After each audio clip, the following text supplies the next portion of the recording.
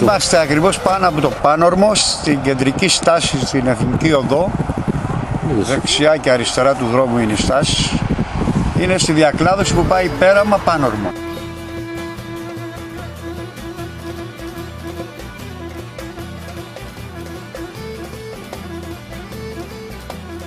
Εδώ είμαστε.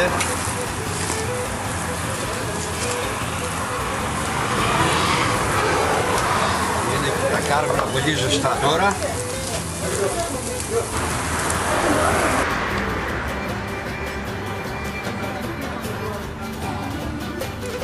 Αιδάκι στα κάρβουνα είναι το καλύτερο.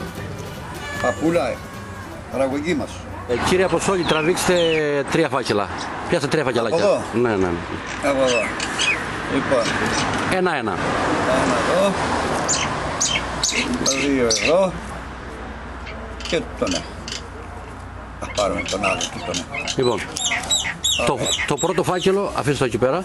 Το πρώτο φάκελο, ποιο νούμερο είναι το πρώτο φάκελο? Το φάκελο λοιπόν είναι νούμερο 55. Νούμερο 55. Διάβασε την ερώτηση με αναχώ σου. Τα θωρώ. Η ερώτηση είναι... Λοιπόν, τι σημαίνει ασκαρδαμιχτή? Το α είναι κοιτάζω χωρίς να ανοιγοκλίνουν τα μάτια, η β έλλειψη αυτοσυγκέντρωσης.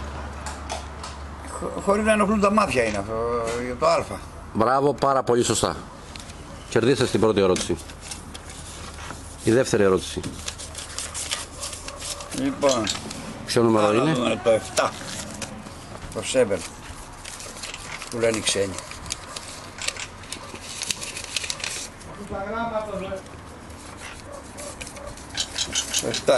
Ποιος πλανήτης λέγεται βραδινό αστέρι? Α η Αφροδίτη ή Β ο Ερμής?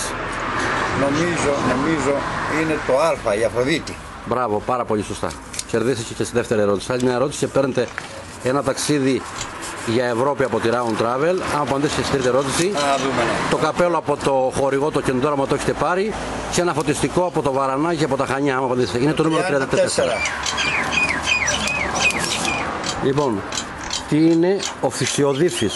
Κάτσε να το δω κι εγώ. Ναι. Τι είναι ο φυσιοδίφης? Αυτός που μελετά τη φύση και τα ζώα ή Β ο φυσικοθεραπευτής?